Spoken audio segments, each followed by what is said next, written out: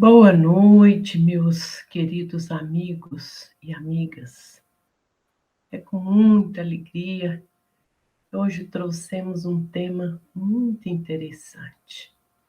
E eu vou então compartilhar com vocês os slides que nós produzimos para podermos trabalhar o tema da noite de hoje.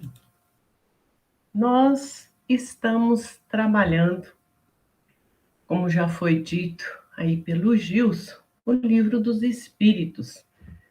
A segunda parte, que tem como tema do mundo dos espíritos, mas hoje nós estamos trabalhando um capítulo novo, capítulo 11, que tem como título Dos Três Reinos.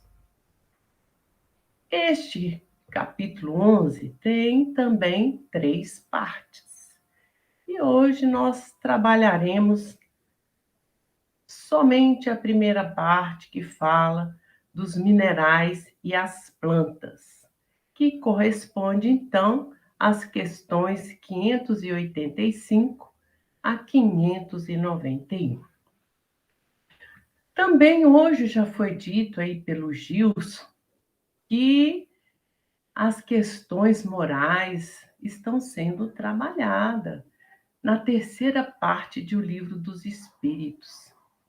E no primeiro capítulo, logo no primeiro capítulo, os mensageiros de Deus, os bons espíritos, nos informam que as leis da natureza, elas estão escritas na nossa consciência e no livro da natureza. E também Emmanuel, através da psicografia de Chico Xavier, no livro Consolador, na questão 27, é questionado como devemos compreender a natureza. E ele nos responde: a natureza é sempre o livro divino, onde as mãos de Deus escrevem a história de sua sabedoria. Então é na natureza, meus amigos, que tudo começa.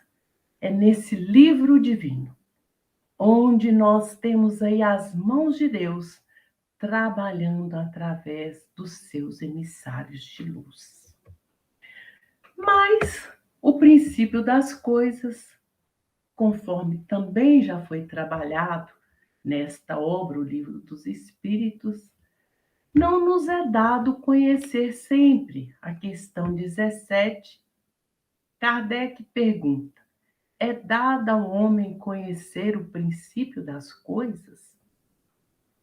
E os espíritos respondem: não, Deus não permite que tudo seja revelado ao homem neste mundo.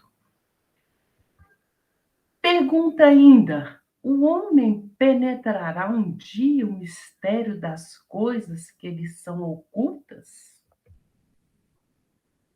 O véu se levanta para ele à medida que se depura. Então, veja bem, para a gente saber o início das coisas, precisamos nos depurar. E neste momento, nós não estamos ainda nesse patamar. Mas Kardec ainda pergunta: não pode o homem, pelas investigações científicas, penetrar alguns dos segredos da natureza? A ciência lhe foi dada para seu adiantamento em todas as coisas, mas ele, o homem, não pode ultrapassar os limites fixados por Deus. Mas é a ciência que abrirá essas portas para que nós possamos entender um pouco mais as coisas. Mas é com a doutrina espírita que o véu tem se levantado de forma significativa para que nós possamos entender de forma mais rápida, de forma mais acelerada, esse início das coisas. Não com todas as suas minúcias, mas trazendo informações que nos levam a andar mais rápido nesses conhecimentos. Vejamos, então, na obra O Problema do Ser, do Destino e da Dor, de Leon Denis. Ele fala que na planta a inteligência dormita, no animal sonha, só no homem acorda, conhece-se, possui-se e torna-se consciente. E também com Emmanuel, no livro Consolador, ele fala o seguinte: o mineral é atração, o vegetal é sensação, o animal é instinto, o homem é razão, o anjo é divindade. Então vejam bem, nós a partir desse momento estamos trabalhando com forças vivas que a natureza nos oferece. Os minerais e as plantas trazem então essas informações, vamos assim dizer, no seu bojo, no seu arcabouço, informando-nos que a vida, que tem energias, e a gente vai continuar trazendo algumas informações a esse respeito com essa pergunta que começa a explanação desse primeiro subitem do capítulo 11.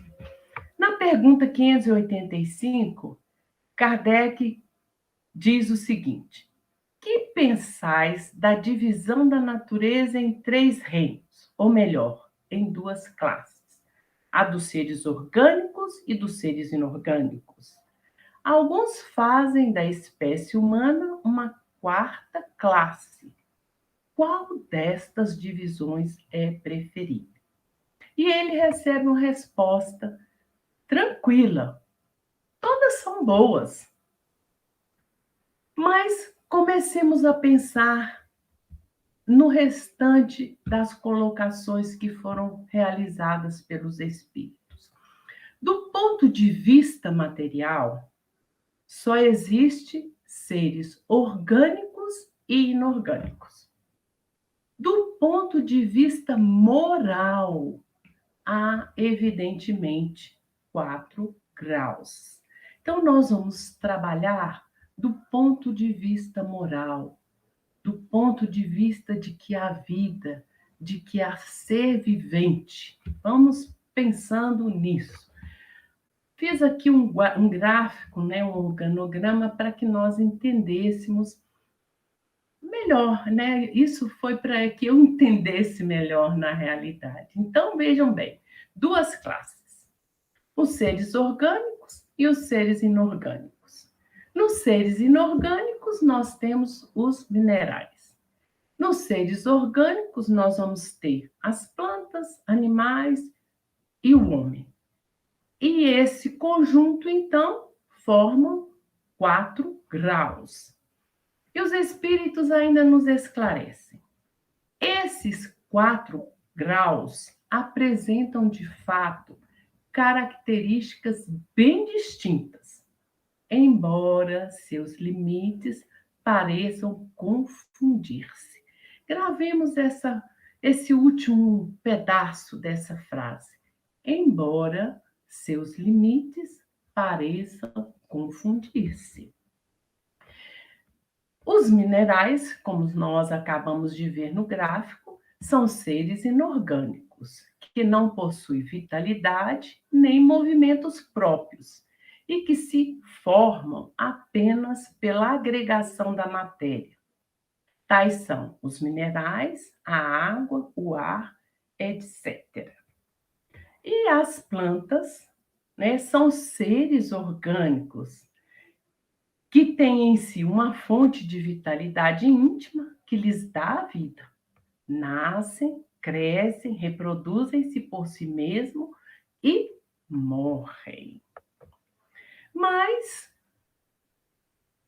no que diz respeito aos minerais e às plantas, Kardec, na questão 60, que também já foi trabalhada por outros companheiros na quarta-feira, faz a seguinte pergunta: é a mesma a força que une os elementos da matéria nos corpos orgânicos e inorgânicos? E os espíritos respondem: sim, a lei de atração é a mesma para todos. Mas a lei de atração é o quê? O que a gente entende por lei de atração? É a lei que junta, é a lei que reúne. Então, é a lei magnética. São as forças magnéticas que se unem. É a lei da afinidade. Mas São Vicente de Paula, na questão 888A do Livro dos Espíritos, nos define espetacularmente a lei de atração como a lei do amor. O amor é a lei de atração para os seres vivos e organizados. Então, o amor é que rege essa lei de atração nos seres vivos e organizados. Mas a atração é a lei de amor para a matéria inorgânica. E com Emmanuel, no livro Consolador, ele ainda nos traz alguns conhecimentos a mais. Nas atrações moleculares, ainda não poderemos ver propriamente manifestação de espiritualidade, manifestações de espiritualidade como princípio de inteligência, mas fenômenos rudimentares da vida em suas demonstrações de energia potencial, a caminho dos princípios anímicos, sob a bênção de luz da natureza divina. Então, veja bem, nesse momento, há já uma demonstração de energia potencial, que nós vamos ver a seguir, que são a energia mecânica, que é a energia magnética, que é a lei de atração. Nessa primeira pergunta, Kardec faz comentários, e eu já aqui peço desculpa àquele que fará a apresentação do segundo subitem, que fala dos animais e do homem, porque eu vou entrar um pouquinho, porque Kardec, nos comentários que ele realiza dessa questão, ele faz algumas referências e eu as trouxe para que nós possamos também pensar um pouco sobre elas. Diz Kardec nos comentários a essa questão: a matéria inerte que constitui o reino mineral só tem em si uma força mecânica. Emmanuel nos informou no slide anterior que é uma energia potencial também. As plantas, embora composta de matéria inerte, então ela tem o que os minerais têm, além disso, elas são dotadas de vitalidade. Os animais, também compostos de matéria inerte de vitalidade, possuem uma espécie de inteligência instintiva, limitada, consciência de sua existência e individualidade. Não vamos fazer referência a nada que se trata do segundo subitem. Mas o homem, tendo tudo que há nas plantas e nos animais, domina todas as outras classes por uma inteligência especial que lhe dá a consciência do seu futuro, a percepção das coisas extramateriais e o conhecimento de Deus. Mas vamos voltar nos nossos minerais, no assunto da noite de hoje. No livro Universo e Vida, Áureo faz o seguinte comentário a respeito dos minerais. Ele diz que nos minerais, o princípio espiritual, ou seja, a crisálida de consciência nasce por transformação da extrema evolução da energia no berço da matéria. E mais, ele diz que essa essência espiritual que no mineral existe não é uma individualidade. Essa essência espiritual, ela sofre no reino mineral sucessivas materializações necessárias a prepará-la para passar pelas formas intermédias que participam do mineral e do vegetal. Então vejam bem, o que nós entendemos com isso? Que não é dizer assim, essa essência espiritual hoje está no mineral e amanhã, de forma abrupta, ela passará a pertencer ao reino vegetal. Não é assim que acontece. Nós vimos no slide anterior que esse processo ele se confunde, ele se, vamos dizer assim, é o espaço oculto, é um mistério que ainda temos que descortiná-lo. É o véu que tem que se levantar ainda para que nós possamos entender melhor. É estarmos em busca da nossa perfeição para poder entender melhor estas questões. Mas, como diz Áureo, é um processo de progresso, é a lei do progresso trabalhando para que essa essência espiritual chegue a patamares maiores. Nas plantas, depois de haver então passado por essas formas e espécies intermediárias que se ligam entre si numa progressão contínua, o progresso se estabelece nesse momento em todas as circunstâncias, a essência espiritual, espírito em estado de formação, passa ao reino vegetal. Nós vamos ver com Allan Kardec que as plantas são compostas de matéria inerte. Veja bem, a gente aprende pela repetição das coisas. As plantas têm vida orgânica, são dotadas de vitalidade, recebem impressões físicas, não têm percepções. Então, guardemos a questão das impressões físicas. Não tem percepção, não sente dores, possui instinto, mas esse instinto é puramente mecânico. Mas qual é a diferença entre sensação e percepção? Vamos ver. A sensação é basicamente uma resposta de um receptor sensorial a estímulos externos. Receptor sensorial a estímulos externos. E a percepção é um julgamento, já é a capacidade de elaborar algo dada pelo sujeito com base nas informações das sensações. Então, a planta ela não tem essa capacidade de julgamento.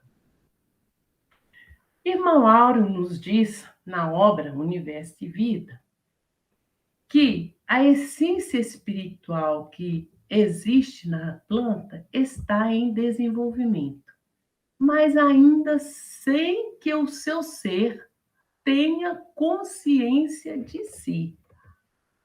Não há nem consciência, nem sofrimento.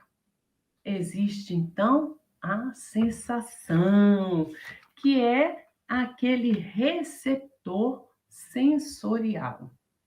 A árvore da qual se retira um galho, quando a gente corta um pedaço da árvore, retira um galho, experimenta uma espécie de eco da secção feita, mas não há sofrimento. Sucede o mesmo quando a planta é violentamente arrancada do solo.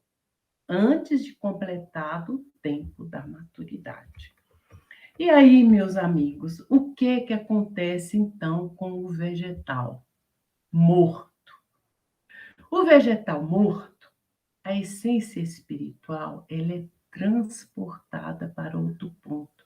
Também esse aí é um dos pontos que está ainda no campo do mistério, mas a gente já sabe que essa essência espiritual, ela é levada para outro ponto.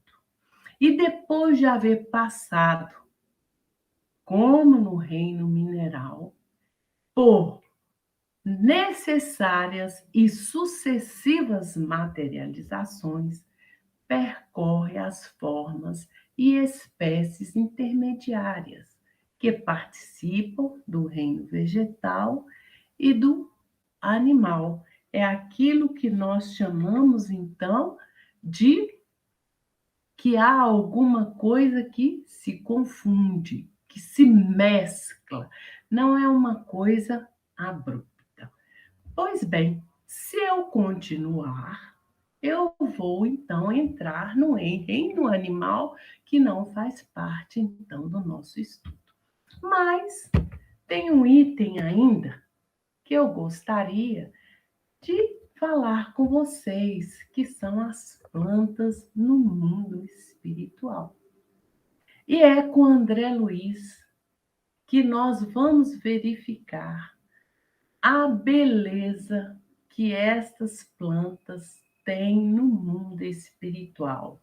André Luiz faz duas referências significativas, a meu ver, dessa beleza das plantas no mundo espiritual.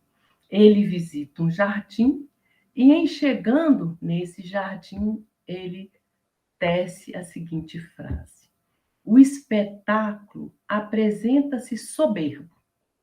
Glicínias de prodigiosa beleza enfeitam a paisagem. Lírios de neve, matizados de ligeiro azul, ao fundo do cálice, pareciam taças de caricioso aroma. E outra expressão, ele diz que quando ele retorna a um caminho que ele já frequentou, ele disse: com que emoção tornei ao caminho cercado de árvores frondosas e acolhedoras. Aqui, troncos que recordavam o carvalho vetusto da terra, além, folhas caprichosas, lembrando a acácia e o pinheiro. E assim, meus amigos, nós podemos então tecer alguns comentários das questões que nos foram propostas.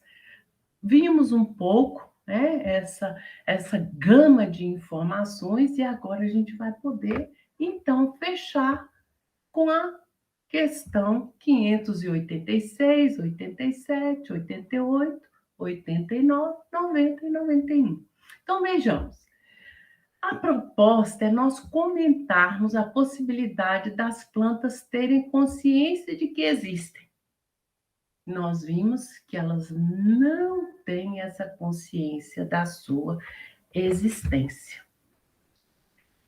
Na questão 587, a possibilidade das plantas experimentarem sensações e sofrimento. Será que sensação existe? Existe, que é aquele receptor sensorial. Mas as plantas não sofrem conforme nós vimos na nossa apresentação. A possibilidade das plantas se atraírem por uma força da vontade. As plantas têm a força da atração, mas por enquanto elas não têm vontade, elas só têm a força da atração, que é a lei do amor. A possibilidade de algumas plantas terem a faculdade de pensar. De pensar, não. Elas têm o quê? A sensação. Aquele receptor sensorial que tem um estímulo externo. Mas como é que nós vamos entender quando uma mosca pousa em determinada planta e ela a suga? Aí nós vamos entrar naquela questão que, naquele momento que há uma transição, que há uma mesclagem do reino vegetal para o reino mineral, essas plantas podem então estar incluídas. Na questão 590, a possibilidade das plantas possuírem instinto de conservação. Nós vimos que elas possuem instinto, mas que esse instinto é puramente mecânico. É tão interessante observar, se nós observarmos a nós mesmos, quando alguma coisa nos pica, é instintivo, a gente vai e tira. Alguns órgãos nossos também trabalham com essa coisa de afastar ou de agir de acordo com as, o funcionamento do seu órgão. Mas esse instinto de conservação, de que você vai fazer para conservar a sua vida, isso elas não têm. É puramente mecânico. E para concluir as reflexões da nossa noite, nós vamos ver que as plantas nos mundos superiores, elas são muito mais belas, muito mais perfeita. O seu brilho é inigualável. Não tem os espíritos, muitas vezes, não têm a capacidade de passar para nós encarnados toda a beleza que lá no mundo espiritual superior elas possuem. Pois bem, meus amigos, foram essas as reflexões que nós trouxemos na noite de hoje, e aí está a nossa bibliografia, e nós agradecemos a atenção de todos vocês. Obrigada.